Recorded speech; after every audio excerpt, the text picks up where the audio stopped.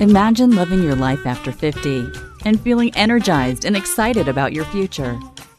Welcome to the Women in the Middle podcast, the podcast for women who are ready to figure out what they want and create the life they deserve. Here's your host and Master Certified Life Coach, Susie Rosenstein.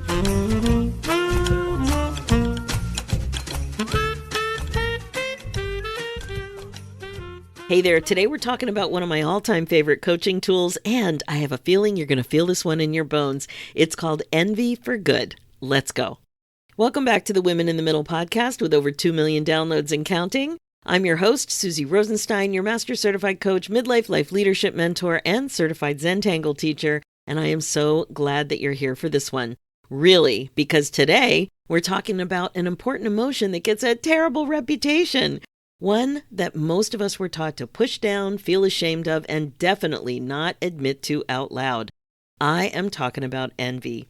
And I want to make the case, again, and more strongly than ever, that envy might be one of the most useful emotions you have access to right now, especially in your 50s and 60s, especially when you're trying to figure out what you actually want. But just quick, before we dive in, I have a question for you. It is about priorities. Are your priorities feeling murky these days? A little murky. Getting clear about what you actually want makes everything easier, including the fun stuff. What do you think? Are you ready for some clarity? You already know what I love to do. The podcasts, the blogs, the private coaching, the group coaching, the workshops. And now I've got something else for you too. It's a DIY masterclass. It's called Get Unstuck, Midlife Clarity Fast and Easy, and I am excited to share it with you. So here's the deal. You take this fun masterclass and get clear about your next chapter priorities without all the spin, confusion, and overwhelm in less than an hour. Yes, you heard that correctly, less than an hour. It is fast and it's easy, and it's available right now at the introductory price of just $37 US. So if you've been going in circles trying to figure out what you want for your next chapter, this is the shortcut you've been waiting for. You'll walk away with real clarity and a regret-proof power plan so you can stop overthinking and start moving. So are you ready to stop feeling stuck and start feeling clear? Head over to www.midliferoadmap.com and get instant access. Okay, now let's talk about envy. So yesterday I was talking to a friend. She told me that she had reversed her osteoporosis diagnosis back to osteopenia.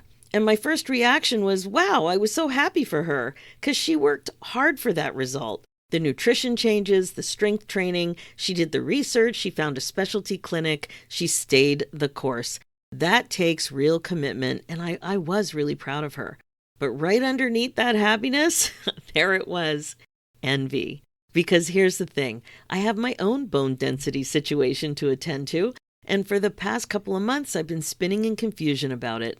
I've been meaning to take lots of action. I've been thinking about taking lots of action, and I haven't yet taken lots of action. At least the action I know I need to take. Like I got started, but I didn't do all the things I wanted to do. But she did. I didn't. And the envy showed up to make sure that I noticed that gap.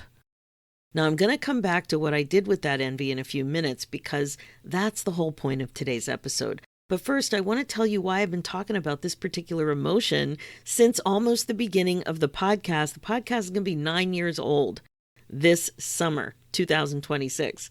And why I feel more strongly about it now in my 60s than I have ever before. Seriously, I've been talking about it a long time, and now, I really feel it's mission critical.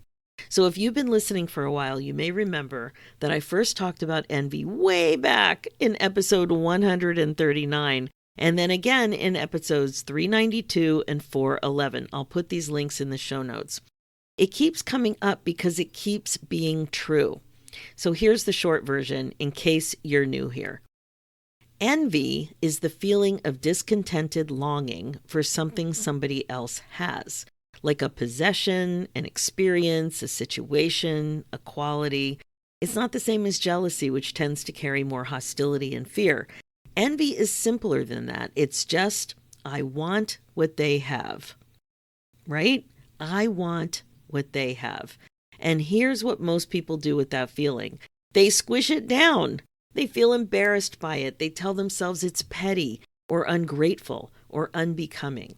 And then they move on without ever asking the most important question that envy is trying to get them to ask, which is this: why do I want that? Because that question is where the gold is. Now, as I've mentioned, I've been teaching on this for years, but I want to tell you something I've noticed more recently, particularly in my own life and in the women I coach in their late 50s and 60s. Envy at this stage of life isn't just about desire. It's about the gap. So earlier in life, envy tends to point you towards something you want that you've never had. A career, an experience, a lifestyle, those kinds of things. But in your 60s, envy often points you towards something you want and shows you really clearly and sometimes uncomfortably, like squirmworthy, that you've been coasting on getting it. And that's what happened to me yesterday. It wasn't that I didn't know I wanted to take care of my bone health. I knew. I just hadn't done it yet the way I wanted to. I started the meds and I was more aware of the calcium in my diet, but I'd been spinning, and my friend's result held up a mirror and showed me the distance between my intention and my action. Do you see what's happening here? That's envy doing a more sophisticated job than just surfacing desire. It's surfacing accountability. And at this stage of life, when time feels different, when we're more aware than ever of what we don't want to regret, that is a super important distinction. Okay, so there was another envy moment for me recently too. A few colleagues over the past couple of years have posted updates and pictures of buying small condos in Hawaii. And I noticed it immediately, like I was scrolling along and boom, there it was. Having a place to go to that's yours, near the ocean, near whales, that makes my heart sing in a way I can't quite explain. Now, in this example, envy is also busy, but it's not making a plan to get a place in Hawaii. Exactly, that's not it. Envy is pointing directly at something that I want, clearly behind the scenes, without any agenda. So these are two very different envy moments. One about health and discipline and closing the gap between intention and action, and one about a dream I haven't yet let myself take seriously. Both of them are useful. Both of them are trying to help me regret-proof my life. So I don't think this is unusual. It's actually incredibly common for the women I coach and work with. And when I ask or when I simply listen carefully, envy shows up everywhere.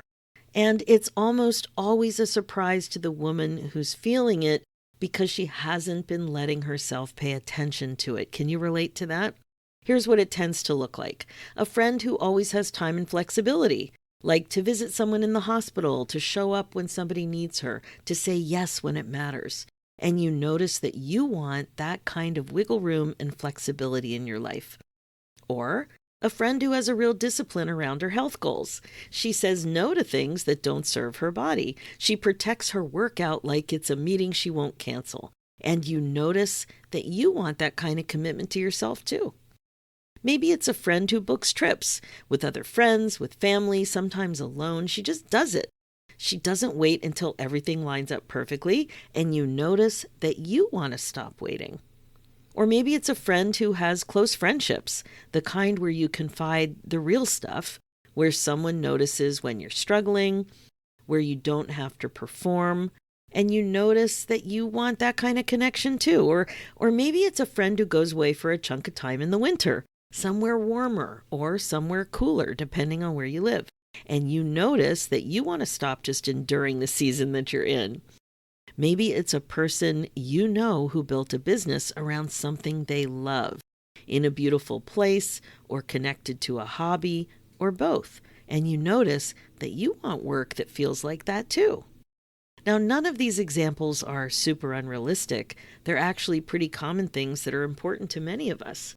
They're ordinary human desires that have been squished because somewhere along the line, somewhere along the way, you started treating your own wants as optional. So envy is just the thing that refuses to let you keep ignoring them. So now here's the part where I give you something concrete to do with all of this stuff, because noticing envy is just the beginning. What you do next is where the real work and the real possibility lives. I'm going to walk you through what I call the FUN framework, F-U-N. And yes, I named it that on purpose because this work should feel more expansive than heavy. So here we go. F is for find your thoughts. U is for understand what you want. And N is for nurture your commitment to yourself. It's my FUN framework. So let's go through each one and apply it specifically to envy. F, find your thoughts. So the next time you feel envy, and now that I've said all of this, I promise you're going to notice it more, don't squish it down. Stay with it. Get curious about it. Ask yourself, what am I thinking now that's creating this feeling? It might be something like, well, she figured out how to make that work and I haven't. Or I've always wanted something like that, but I've never let myself go there. Or maybe like me yesterday, I've been meaning to do something about this and I keep not doing it. The thought is essential, so find it. Next, we have you. Understand what you want. So ask, what is it that they have that I actually want? Be specific. Is it a thing, an experience, a situation? Maybe it's a quality that they have, a feeling their life gives them. And then ask yourself, why do you want it? What would it mean for you to have it? So don't skip this part. This is where vague longing, like longing for something, becomes something real and nameable. Like you want to really understand what you want. Next, we have N, nurture your commitment to yourself. Now, this is where it gets interesting because once you've named what you want, your brain will probably start offering you all the reasons that you can't have it or that you shouldn't want it. It's too expensive. It's too indulgent. What would people think? I don't deserve it. I'm not the kind of person who does things like that. It won't work for me anyway. It's not the right time. That kind of stuff.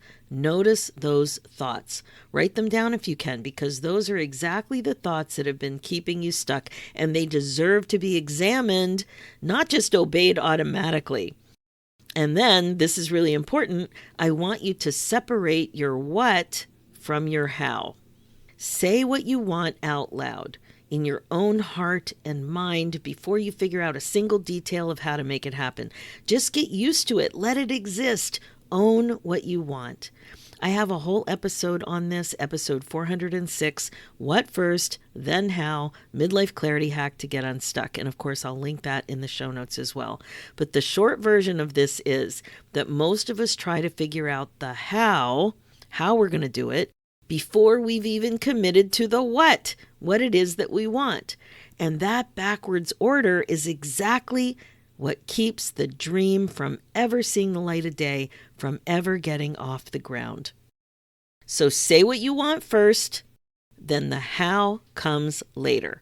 And when you're ready, when the what feels solid underneath you like a cinder block under a house, then ask yourself, how could I make this happen? Your brain does a really good job of responding to and finding answers to your questions. So challenge yourself to come up with at least 10 different ways, 10, maybe 20, if you feel really like you're in the mood to push yourself. Help your brain work for you instead of against you. This is how you use envy for good. We do a good enough job being hard on ourselves, right? You know that. Mean Girl is alive and well. So is compare and despair. So practice using envy for good to feel good about yourself, to feel curious about what you want, to have fun thinking about all of the ways that you can solve the challenge of doing whatever it is for yourself. Try to get really, really honest, but get honest before your inner critic has time to shut down the idea about what it is that you actually want, to squish it into oblivion. Let your idea breathe. Just let it be. I want to leave you with something. One of the most common regrets that people have is that they didn't let themselves be happier. So really think about that. They didn't let themselves be happier.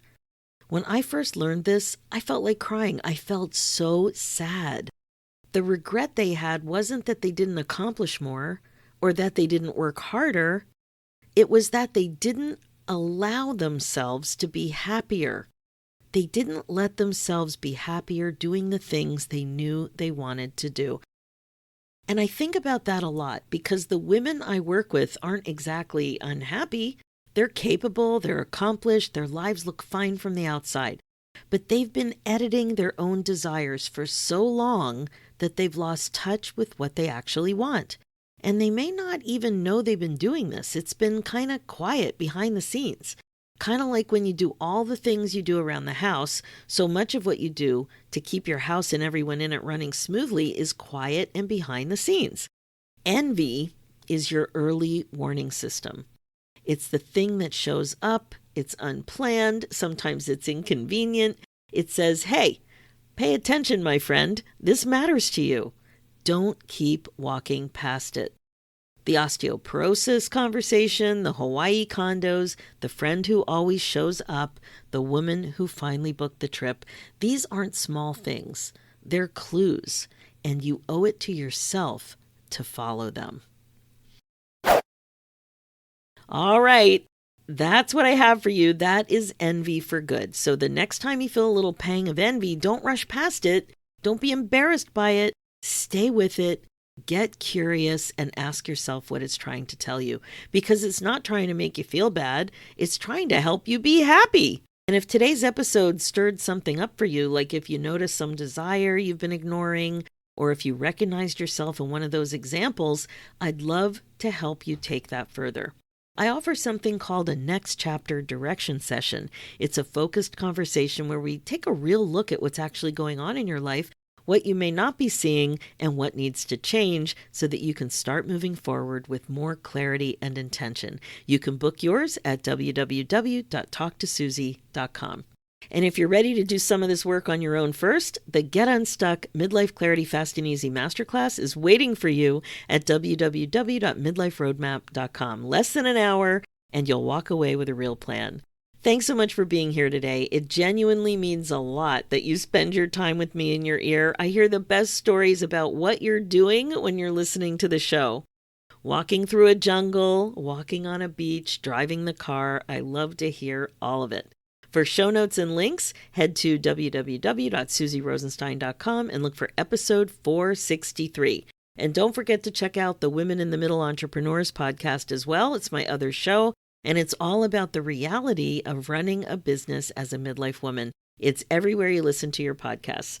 Being the queen of your brain domain is still the best way to be. I'll talk to you next week.